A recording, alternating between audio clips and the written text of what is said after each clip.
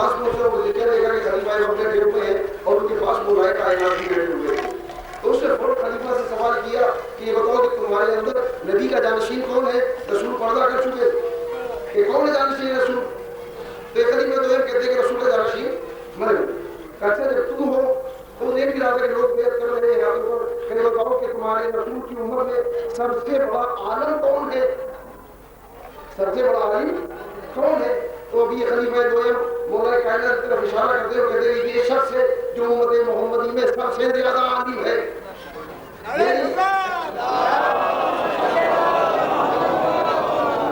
ये शख्स है जो उम्मत मोहम्मदी में सबसे ज्यादा आलिम है। फौरन आलिम यहूद जो है इसे सवाल किया कि खलीफा जब तुमने इस बात को इकरार कर लिया कि ये सबसे ज्यादा आलिम है तो तुम्हें किसने कहा है कि आलिम के सामने कोई जाहिर खलीफा बने? सल्लल्लाहु अलैहि वसल्लम। ये आलिम यहूद ने कहा है कि तुम्हें किसने हक दे दिया कि जब आलिम मौजूद था तो तुम क्यों बन गए? इसका जवाब दो। तो फिर खलीफा जवाब देते क्योंकि इन्होंने खिलाफत की तरफ रगबत लगी, इन्होंने खिलाफत की तरफ रगबत लगी। जो यहूदी आलिम कहता है जो मैं कुछ सवाल लेकर के आया हूँ उसका जवाब तुम दोगे कि ये देंगे? कहा सरकार मैं तो पहले अर्ज कर चुका हूँ कि सबसे ज्यादा आलिम जो है वो ये है, ज्यादा जवाब यही देंगे। अब आलिम कैसा होना चाहिए? खलीफा है मगर आलिम नहीं है। क्यों नहीं आलिम? इसलिए कि अगर अल्लाह खलीफा बना दे, चूंकि अल्लाह आलिम है तो वो अपनी सिफत से नवाजता। अल्लाह आलिम है तो अपनी सिफत से नवाजता, लिहाजा इल्म वाला खलीफा होगा। बनाया तो लोगों ने, और लोगों ने कौन से लोगों ने? जो अरब में एक अरसे तक जिनके दौर को क्या दौर बोला जाता है? दौरे जाहिलिया बोला जाता है। तो जब दौरे जाहिलिया के लोगों ने बस अपने हाथ को साध लिया तो अपना जैसा अल्लाह को लगता तो अपना जैसा सरकार इजाजत हो तो मैं आपसे सवाल करना चाहता हूँ।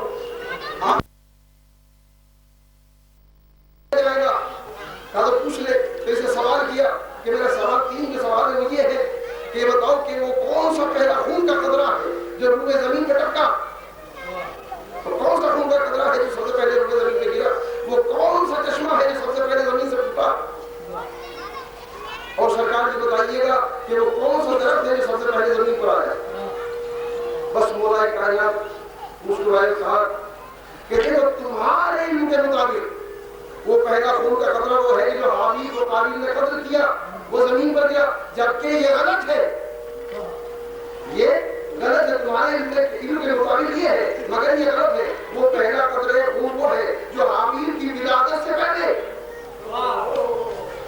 जनाब हव्वा के बदले मुबारक से गिरा, वो है पहला खून का कतरा। और तुमने दूसरा सवाल किया चश्मा कौन सा है कि तुम्हारे नजदीक वो चश्मा है कि जो बैतुल मुक़द्दस में जारी है, जबकि ये गलत है।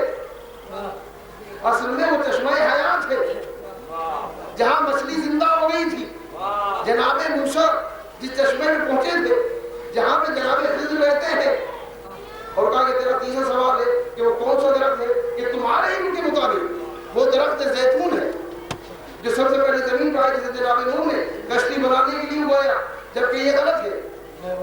वो अजवा का दरख्त है, अजवा खजूर की एक किस्म है जिसे आदम अलैहिस्सलाम जन्नत से साथ लेकर के आए थे, और परवरदिगार ने तमाम दरख्तों को उसी से पैदा किया है। जितनी भी दरख्तों की नस्लें हैं सब उसी से पैदा की गई है। बहुत से सद्दक़ तालीम ने भी तालीम, तुमने सही फरमाया। मैंने अपने बाप हारून की किताबों में यही पढ़ा।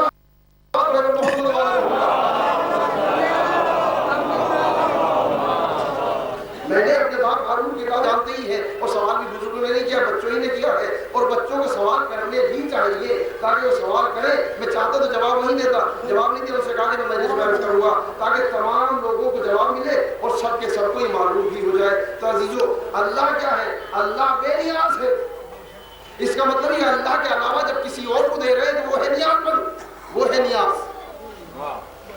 अल्लाह के अलावा, चूंकि अल्लाह बेनियाज, अल्लाह के अलावा जिसको भी कुछ दे रहे हैं मोहताज को वो नियाज, यानी जो अपने मरहूमीन के लिए फातिहा दे रहे हैं। फातिहा जो है, फातिहा सूरे का नाम है, फातिहा नज़र नियाज का नाम नहीं है। फातिहा सूरे का नाम है, नियाज जो नियाजमंदों को दी जाए। अल्लाह है बेनियाज। अच्छा, नज़र क्या है? नज़र वो है कि जो जो मासूमीन की खिदमत में तोहफा पेश करते हैं या किसी जिंदा की बारगाह में भेजा जाता है उसे नज़्र कहते हैं। लेकिन हाजिरी कहा कि हाजिरी जो है, हाजिरी के लिए ये भी सुना गया है कि साबित में चूंकि इमाम ज़माना हाजिर होते हैं इसलिए हाजिर करने, इमाम ज़माना तो मजलिसों में भी हाजिर होते हैं। इमाम ज़माना असल बात क्या है, हाजिरी उसे कहते हैं कि जब किसी लश्कर के अलमदार को कोई तोहफा दिया जाता है तो उस तोहफे का नाम हाजिरी होता है। और हाजिरी इसीलिए जनाब अब्बास से मंसूब है क्योंकि ये लश्कर के अलमदार है। इतना फर्क है, छोटे छोटे फर्क है, और हर शब्द भूल जाता है। वही सुनने पड़ जाता है, चुके वाकया सुनने का नाम है, किसी अमल का नाम नहीं। पढ़ने से कोई चीजें जाती है मगर छोटे छोटे फर्क और सवाल करना चाहिए। लिहाजा आज 8 मुहर्रम तो जनाब अब्बास को ये मालूम था कि करबला में आका नहीं रोकेंगे, तो लिहाजा हुसैन जो वादा कर चुके थे और जानते अपने गाजी की गैरत को, इसीलिए जनाब ज़ैनब का सहारा दिया गया था। और जनाब अब्बास की तमाम मंजिलों में शहादत एक तरफ, सबसे बड़ी मंजिल तो ये है कि मासूमा कौनैन सैयद आलम ने अपना बेटा कहा। ये मर्तबा जनाब अब्बास का कम मर्तबा नहीं और आप दुआएं अली है, तमन्नाए ज़हरा और अजीजों तमन्नाए ज़हरा जनाब अब्बास, क्योंकि हज़रत अली ने जब फातिमा ने सुना कि अली अलैहिस्सलाम की शादी की तमन्ना रखते हैं तो जनाब फातिमा ने ख्वाहिश की कि अली मेरे सामने कर लो। कहा फातिमा ये मशीयत इलाही में नहीं। कहा तो मुल्ला ये तो बताओ कि किस खानदान से होगी, यानी जनाब सैयदा को भी इस फर्जंद की ख्वाहिश है, ये तमन्ना है। जिस तरह जनाब अब्बास तमन्ना ज़हरा का नाम है, इसी तरह हमारे आंसू तमन्ना ज़हरा का नाम। जिस वक्त जनाब रसूल खुदा ने फरमाया कि बेटी जो ये अभी जिब्राइल लाए थे और उन्होंने हुसैन को नहीं दिया, हुसैन नाराज हो रहे हैं, बेटी तुझे सुना नहीं जाएगा ये जिब्राइल जन्नत से ताफूर लाए। अब सुन के हुसैन के नसीब में ताफूर नहीं मौजूदा क्या अली मौजूदा होंगे, तुम्हारी बेटी अली मौजूदा होंगे, क्या हसन ना होंगे, क्या हसन भी ना होंगे, क्या बाबा क्या नहीं होंगी, क्या बेटी तुम भी ना होंगी। बस जनाब फातिमा ने तमन्ना जाहिर की है कि बाबा मेरे हुसैन पे कौन रोएगा, बाबा मेरे हुसैन पे कौन रोएगा। यहाँ से तमन्ना देगा और हुक्म इमाम तमन्ना देगा है, हुक्म इमाम है। अजीज जो जब मुहर्रम का चांद नमदार होता था तो आठ इमाम के एक शायर देवाले खिजाई मर्सिया लिख कर के लाते थे, इमाम के पहलू में पहुंचे। जिलीस की आखिरी तारीख है, इमाम ने फरमाया कि देवल क्या इस साल तुम मर्सिया नहीं लिखा? कहा मौला हम मर्सिया सुनाने के लिए आया हूँ। मर्सिया शुरू किया गया, अभी चल बल पड़े थे मर्सिया के कि इमाम इस कदर रोए कि कश कर गए। और उसके बाद इमाम को जब कष्ट इफाका हुआ तो देवल दोबारा इस बल को पढ़ो, मुकर्रर करो। देवल ने फिर दोबारा उस बल को दोहराया, कोहरान बरपा है, तमाम सहाबी बैठे हुए रो रहे हैं, लेकिन एक सहाबी है कि जो घुटनों में सर दिए बैठे हुए। अजू कैसा रोने का हुक्म दे रहे इमाम इमाम अलैहिस्सलाम कि आप फरमाते अबू बसीर अरे तुम नहीं रो रहे हो, अबू बसीर क्या हमारे इज्जत में तुम जिया नहीं करोगे। अबू बसीर ने इतना सुना, सर को जानू से उठाया, रुमाल को निकाला और निचोड़ में दिखाया कि मौला जरा देखो किस कदर रो रहा हूँ, ये आंसुओं का पानी बन रहा है। पर इमाम ने इतना सुना, कहा कि अबू बसीर अरे गुट गुट के ना रो, हमारे इज्जत को खुल के रो। ये इमाम का हुक्म जिनकी हम और बोला से है, उस इमाम का हुक्म है कि अबू बसीर इस तरह ना रो, घुट के ना रो, खुल के रो। ये अबू बसीर अब तो रोने पे पाबंदियां नहीं है, आप क्यों नहीं रो रहे हो? अजीज उसके बाद इमाम फरमाते हैं अबू बसीर इस तरह से रो जिस तरह मेरी माँ फातिमा चाहती है। इसका मतलब ये है कि अपनी मर्जी से ना रो, जैसे फातिमा चाहती है, फातिमा की मर्जी से रो। अजीज उसके बाद इमाम एक जुमला और कहते हैं कि मेरे जद्दे अमजद को अबू बसीर इस तरह रो जैसे कोई माँ अपने जवान बेटे को रोती है। तो अजीजों जनाब अब्बास की तारीफ मंसूब है और जनाब अब्बास वो कि जिसे जनाब फातिमा ने अपना बेटा कहा है, अपना फर्जन कहा है। अजीजों तारीफ के लफ्ज़ ये है कि जब इमाम हुसैन के तमाम यार और अंसार शहीद हुए तो इमाम हुसैन अलैहिस्सलाम जनाब अब्बास जब इजाजत के लिए आते तो यही फरमाते थे कि भैया हर किस मैदान को न जाने दूंगा, तुम तो मेरे लश्कर के नमदार हो। ए भैया जब लश्कर का नमदार नहीं रहता तो लश्कर की शिकस्त होती है। बाजी जब अब्बास उस वक्त में पहुंचे कि जब हुसैन के पास लमदार तो है मगर लश्कर मौजूद नहीं था। हुसैन तना है, कभी दाएं देखते हैं, कासिम नजर नहीं आता, कभी बाएं देखते हैं तो कोई दूसरा बच्चा नजर नहीं आता। दोनों मोहम्मद जा चुके हैं, अब्बास खिदमत आका में खड़े हुए हैं और फरमाते आका आका मुझे रंग की इजाजत दे दीजिए। भाई इमाम ने अब्बास के चेहरे को देखा, कहा कि भैया, इमाम ने फिर वही लफ्ज़ दोहराए, कहा कि भैया इतना तो बता दो कि तुम्हें कैसे मख्तर की इजाजत दे दूं। भैया तुम तो मेरे लश्कर के रफ्तार हो। इमाम अब्बास ने इतना सुना और फरमाया आका आका वो लश्कर कहाँ है जिसकी मैं रफ्तारी करूं? आका वो लश्कर कहाँ है जिसकी अब्बास रफ्तारी करेगा? हे आका कहाँ लश्कर चला गया? भाई अब्बास भी रफ्तारी करेगा। उसके बाद इमाम हुसैन अब्बास के गले निपटे और कहा कि भैया की कोशिश करो, अगर नसीब में होगा तो जरूर पानी मिल जाएगा। वाज़िर जनाब अब्बास को अलम दिया और ये इमाम हुसैन जंग से रोक भी रहे हैं, यानी जंग से जबान से भी रोक रहे हैं और जनाब अब्बास को बांध कर भी भेज रहे हैं कि एक हाथ से गाजी अलम को संभाले, एक हाथ से मश्क को संभालेगा। अब जंग अब्बास करे तो कैसे करे जिसके दोनों हाथ हो चुके हो। वाज़िर अब्बास के एक हाथ में अलम दिया और अलग देकर के ताकीद फरमाई, अब्बास अब्बास ये मेरे नाना का निशान है, ये परचम इस्लाम है अब्बास, ये ठंडा ना हो जाए, अब्बास ये झुक ना जाए।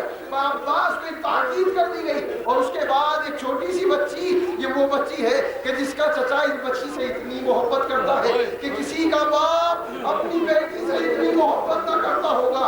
वो बच्ची दौड़ी हुई खेमे से एक मशकीज़ा लेकर आई, ये सूखा हुआ मशकीज़ा है कि जिस ख़याम में पानी नहीं है, और कहा कि चचा जरा अलम को नीचा कीजिए। अलम नीचा किया गया और बच्ची ने अपने हाथों से उस मश्क को अलम में बांध दिया। बस अब्बास चल रहे हैं। अब इमाम कहते हैं कि भैया जरा ठहरो, ए भैया ये सकीना ने मश्क बांध दी है, भैया ये अलम तो नाना की निशानी है, उनका निशान है, इस्लाम का परचम है। ए भैया ये मशकीज़ा जो है ये सकीना की अमानत है, भैया इसकी भी हिफाजत करते रहना।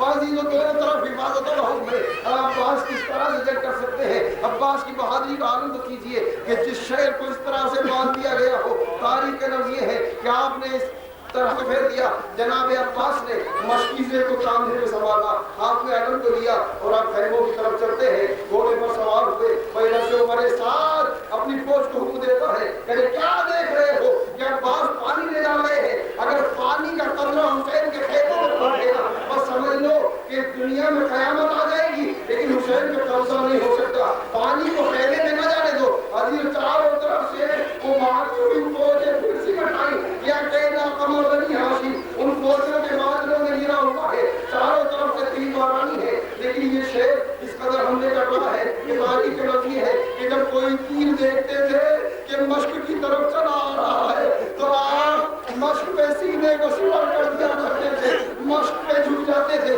पर जितने तीर आ रहे थे कोई अब्बास के सर में लगता था, कोई अब्बास की पुष्ट में लगता था। ये बच्ची की अमानत जख्मी ना हो जाए, मश्क का पानी न बह जाए। बाजी उसके बाद तारीख मिलता है कि किसी जालिम ने छुपकर अब्बास के सीने शाने पर वार किया, गाजी रहा शकिस्ता हुआ। इधर इमाम हुसैन अली अकबर से बराबर मंजर देख रहे हैं और तुमसे बेटा जरा अपने चचा की खैरियत बताते रहो। बहाद का कलम होता था कि अलम झुका, अली अकबर ने कहा बाबा चचा की खैर हो, क्या बेटा क्या हुआ? कहा अलम झुकता हुआ नजर आ रहा है। लेकिन उसके बाद अकबर कहते हैं हे बाबा अलम फिर समझ गया आगे बेटा ये बताओ कि अलम किधर आ रहा है? क्या बाबा अलम खयाम की जानिब चला आ रहा है। बाजी उसके बाद तारीख मिलता है कि दूसरे बाजू में तलवार चली, दूसरा शाना शकिस्ता हुआ, अलम फिर झुका। अली अकबर ने सर से मामले को फेंक दिया और कहा बाबा वो तो अलम को ऐसा झटका लगा है कि अलम समझ न सका। उसके बाद तारीख के लफ्ज़ है कि इमाम हुसैन अलैहिस्सलाम है कि कहते बेटा जरा देखो, कहा बाबा अलम फिर समझा, अब्बास से सीने से संभाल लिया। कहा बेटा जरा और गौर करो। बाजी तो इसी असना में तारीख के लफ्ज़ है कि हुर्मुला बिन काहिर कदीर एक ऐसा आया जो मशकीज़े में पार हो गया, पानी का बहना था, जो अलम की खयाम की जानिब आ रहा था वो मक्तल की जानिब फिर जाने लगा। अब्बास से अली अकबर कहते बाबा वो अलम खैमों की तरफ नहीं आ रहा है। भाई इतना सुनना था। हुसैन ने अपने हाथों से कमर को थाम लिया। दरिया से एक आवाज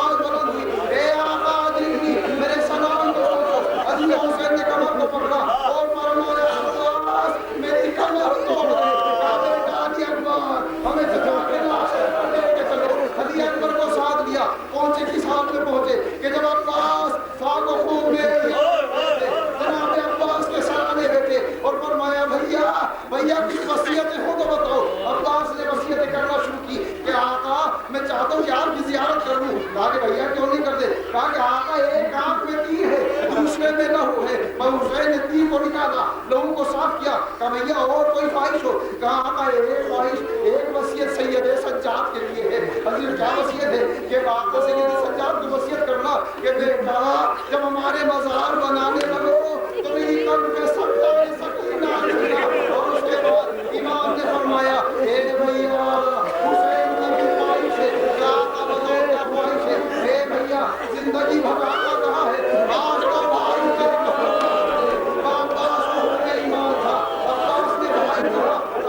भाई कि भाई को कह दिया लेकिन अब्बास की बर्बाद कर गई। अजीज और वसीयत के मुताबिक इमाम हुसैन अलैहिस्सलाम अब्बास के लाशे को खैमे में लगाए। यह नबी मुबारक नहीं है, असल में अब्बास के लाशे को सही समझो।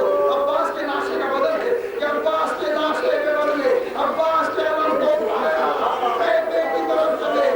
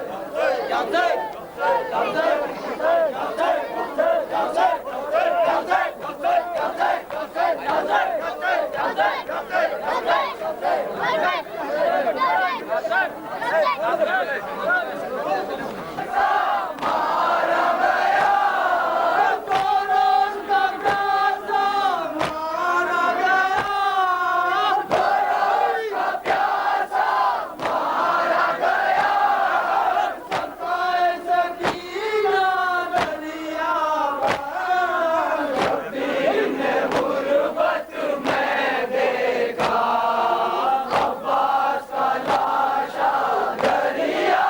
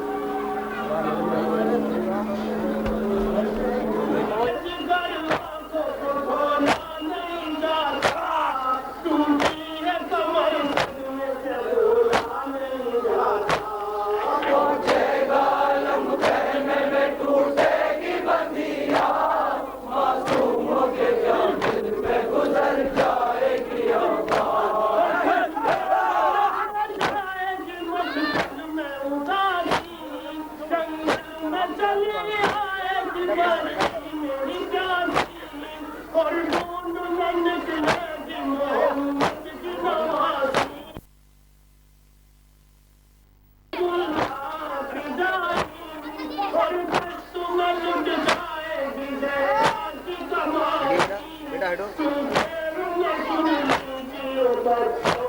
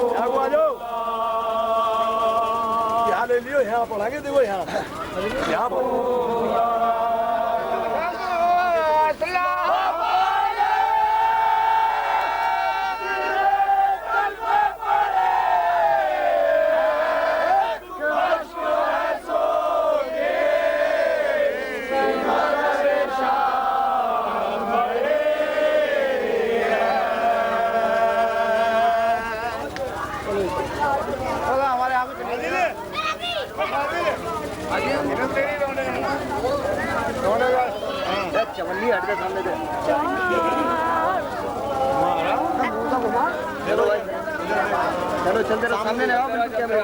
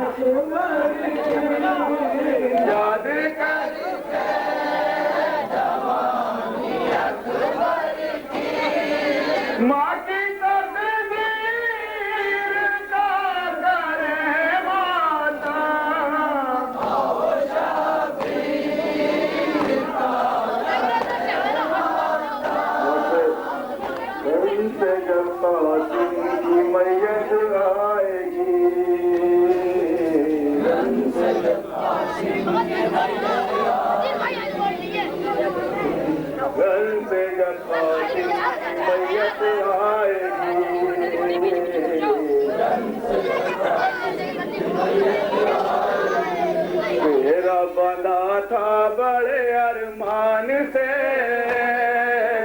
तेरा बंधा था बड़े अरमान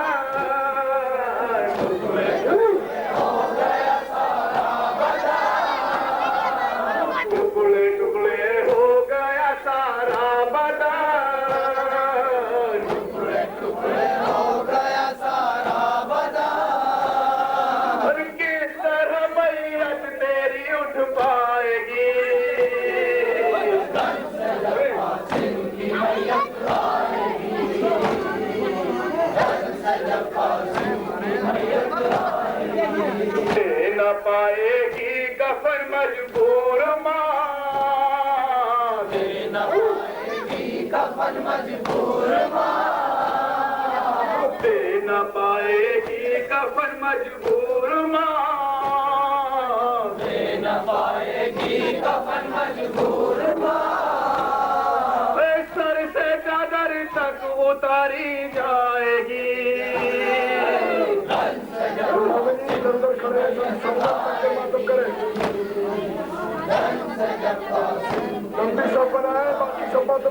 इस दायरे गैर में बेटा तुम्हें, इस दायरे गैर में बेटा तुम्हें, इस दायरे गैर में बेटा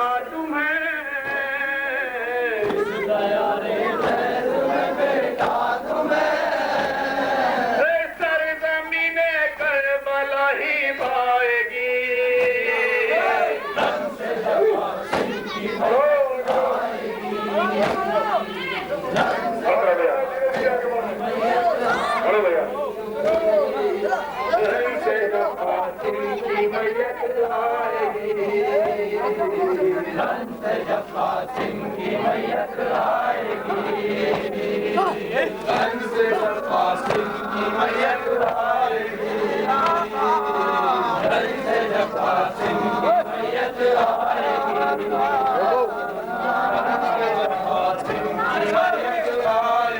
नंबर पीछे हो जाएगी।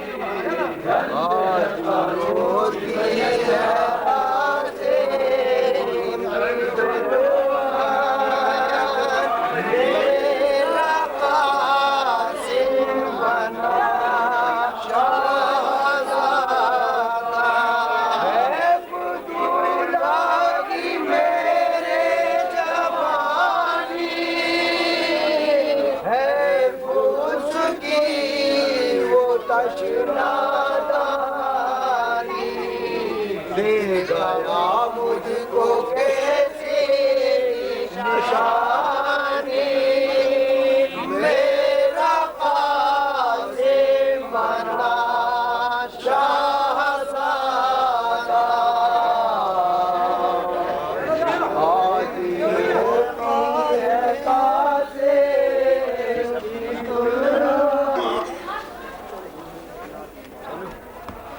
वही तो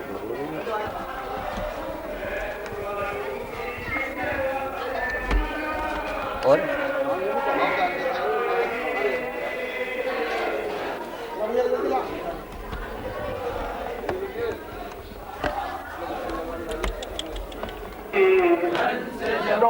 अंजुमन के बीच में आ जाए।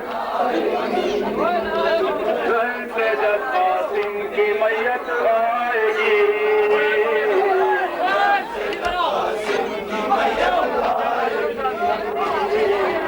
इस दायरे गैर में बेटा तुम्हें,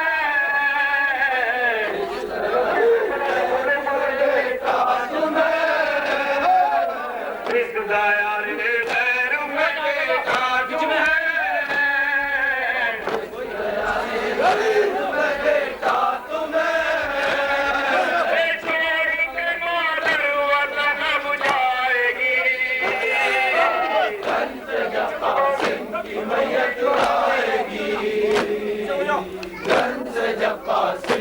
मैयत आएगी, मैं पुकारूंगी किस वक्त मदार, मैं पुकारूंगी किस वक्त मदार, उतारी जाएगी। कंस जब कासिम की मैयत आएगी, कंस जब कासिम की मैयत आएगी, टुकड़े टुकड़े हो गया सारा बदन, टुकड़े टुकड़े हो गया सारा बदन, टुकड़े टुकड़े हो गया सारा बदन, टुकड़े टुकड़े हो गया सारा बदन, किस तरह मैयत तेरी उठ पाएगी। कंस जब कासिम की मैयत आएगी, कंस जब कासिम की मैयत आएगी,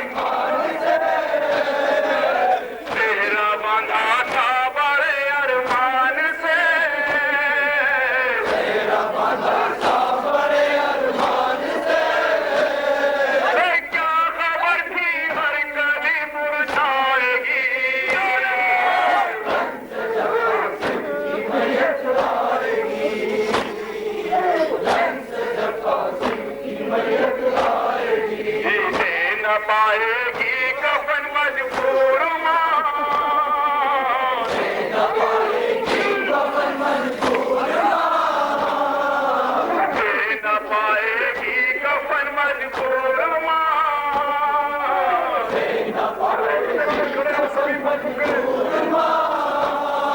इस सर से जाकर तक उठाई जाऊँ इस दया रे जहर में बेटा तुम्हें, दया रे जहर में बेटा तुम्हें, इस दया रे जहर में बेटा तुम्हें, इस दया रे जहर में बेटा तुम्हें, इस छोड़ के मातर वतन बुझाएगी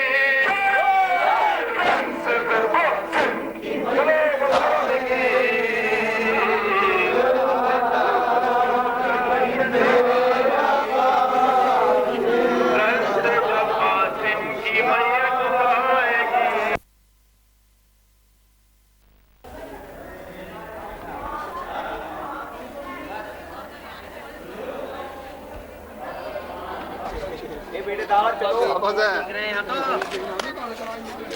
हम चलेंगे, मैं तुम्हारे साले साहब पढ़ेंगे यहाँ लेना हो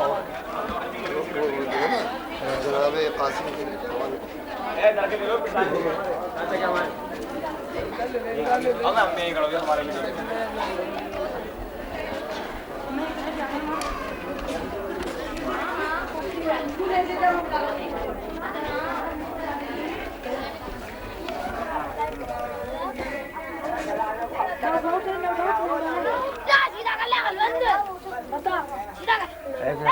करवा लगा सीधा करवा दे।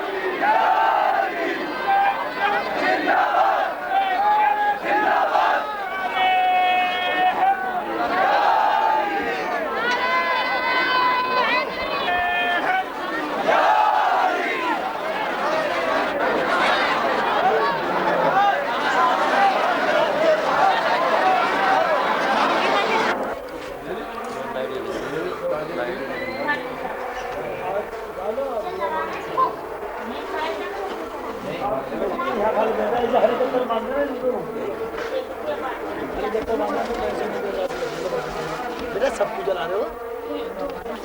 चलाती चलाऊंगा अपनी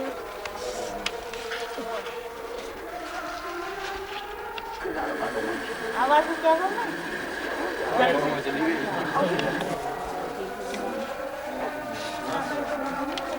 कौन देगा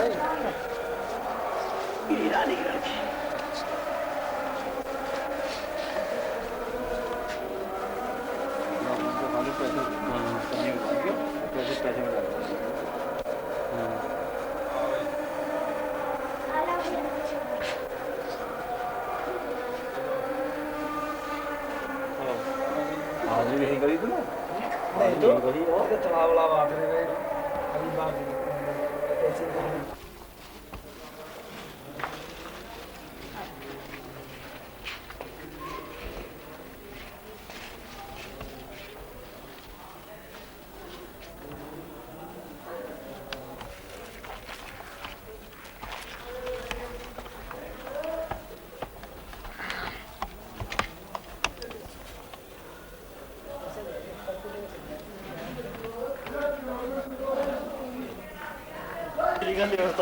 हमारा भी है ना हमारा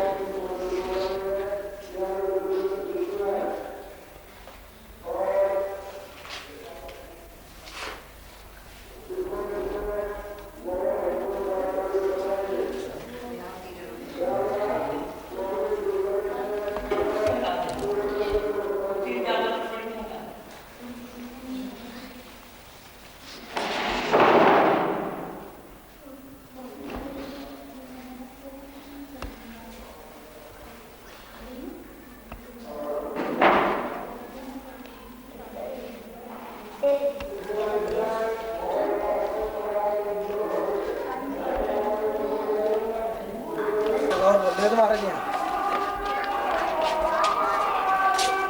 140 रुपये हो गए भाई माजिद भाई।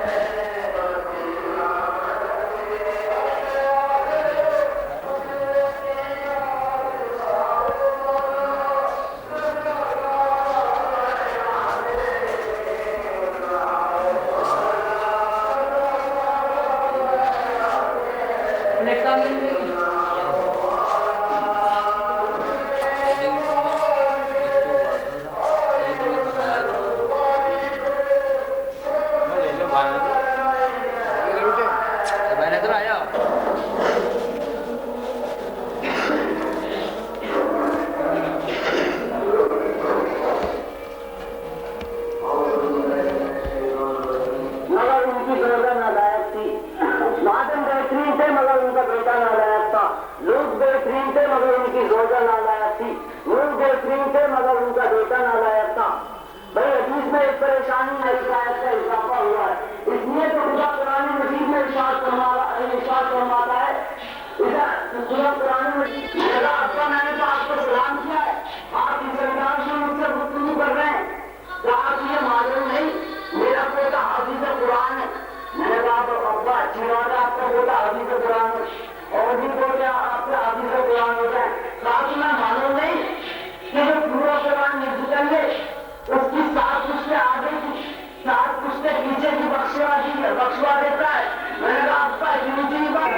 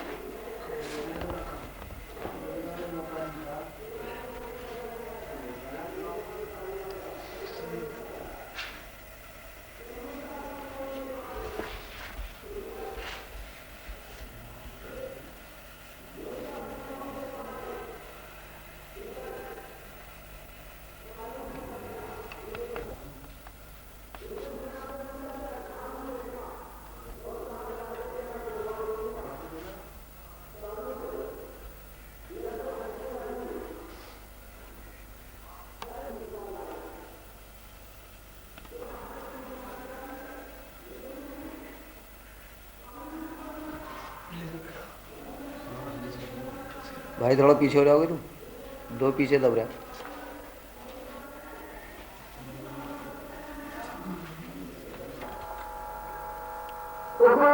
उसके बाद उसने अजीब वही सवाल किया, हिम्मत है कि हुसैन के फांसी पर आमादा है, हुसैन का ही अब्बास का लाशा उतारा है, बीवियों को नंदे सर पिलाया जा रहा है।